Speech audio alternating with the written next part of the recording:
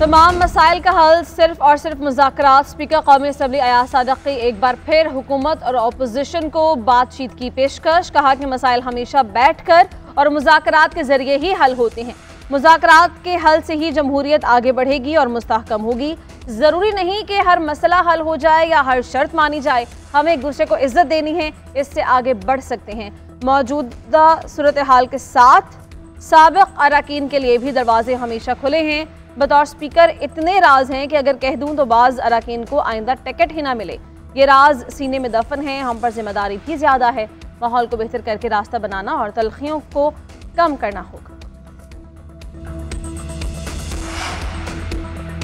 PTI से मुज़ाकरात में establishment on board होगी। मुज़ाकरात नवाज शरीफ की इजाज़त से मशरूत होंगे। वज़ीर आज़म के सियासी मुशीर राना सनाउल्लाह ने कहा, स्पीकर के साथ हमारी मीटिंग हुई। मुज़ाकरात का आगाज़ इतवार तक हो सकता है। तब तक उनके मुतालबात के हवाले से तो कुछ नहीं हो सकता।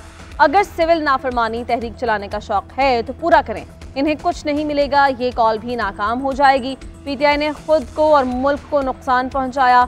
ओवरसीज़ पाकिस्तानी हुकूमत को नहीं, अपने प्यारों को पैसे भेजते हैं। पीटीआई मामलात को समझने से आ रही है।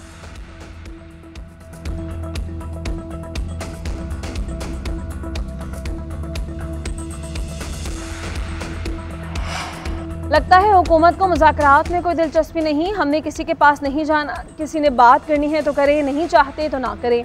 बानी ने कमेटी तश्कील दे दी। हम किसी से दबने या डरने वाले नहीं। ओपोजिशन लीडर उमर अयूब की पेशावर हाईकोर्ट के बाहर गुफ्तगू। कहा, कल 190 मिलियन पाउंड केस की समाअत देर तक जारी रही। अदालत का वक्त 3 या 4 बजे तक है। सवाल ये है कि इतनी देर क्यों समाअत की।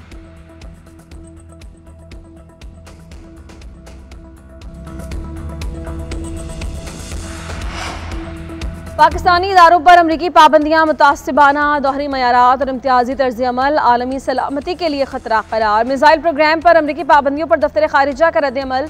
तर्जुमान का कहना है कि पाकिस्तान की स्ट्रेटेजिक सलाहियत खत्ते में अमन और अपनी इलाकाई खुद मुख्तारी के तहफ़्फ़ुज़ के लिए है। ताज़ा पाबंदियां अमन सलामती के मकसद से इनहराफ हैं। पाकिस्तान का स्ट्रेटेजिक प्रोग्राम खत्ते के 240 मिलियन अफराद का आहनी क़यादत पर एतमाद का मजहर है।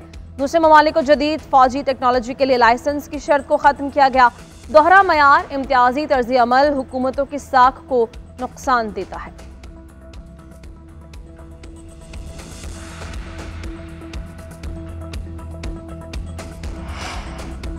कौमी असम्बली के इजलास में कौमी एयरलाइन की निजकारी पर बहस। पीपल्स पार्टी के रुकन नवीद कमर ने सवाल किया कि एक बार PIA की निजकारी की कोशिश हो चुकी और नाकामी हुई, दोबारा निजकारी की बात हो रही है। क्या टाइम फ्रेम रखा है? इस अमल को बेहतर करने के लिए आपने कुछ सोचा भी है? वज़ीर क़ानून आज़म नज़ीर तारड़ ने जवाब दिया, अच्छी खबर है कि हमारे रूट्स यूरोप के लिए बहाल हो गए। इस मरतबा बेहतर सूरत हाल होगी। अब की बार समझा जा रहा है कि नीलामी बेहतर होगी। पार्लिमानी सेक्रेटरी आसिया इसहाक ने ब्रीफिंग में बताया, PIA के पास 34 जहाज हैं, 12 इस्तेमाल के काबिल नहीं। 7300 मुलाजमीन की तनख्वाहों में 35 अरब चले जाते हैं। अगर कहा जाए कि निजकारी कमीशन और वजारत की नाकामी है तो ये ज्यादती होगी। वज़रा की अदम हाजिरी पर पीपल्स पार्टी का वॉकआउट। हनीफ अब्बासी भी PP अरकान के साथ बाहर चले गए।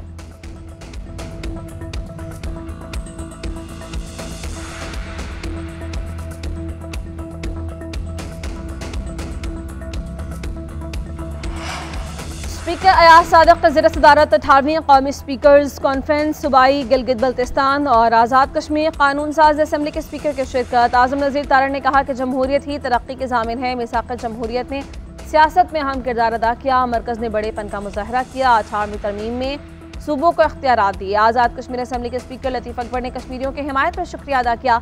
कश्मीर पॉलिसी में तसलसल नागुज़ीर करार दिया। गिलगित बल्तिस्तान के स्पीकर नज़ीर अहमद का जमहूरी रवैया अपनाने पर जोर। कहा, मुल्क को आगे ले जाने की जिम्मेदारी हम सब की है। स्पीकर सिंध असम्बली अवैस कादिर ने कहा, हर चीज़ का हल पार्लियामेंट में है। एक जगह बैठकर बात करें और पॉलिसी बनाएं। इख्तलाफ के बजाय इत्तेफाक राय पार्लियामान के लिए लाजिम है। इसी उसूल के तहत आगे बढ़ा जा सकता है।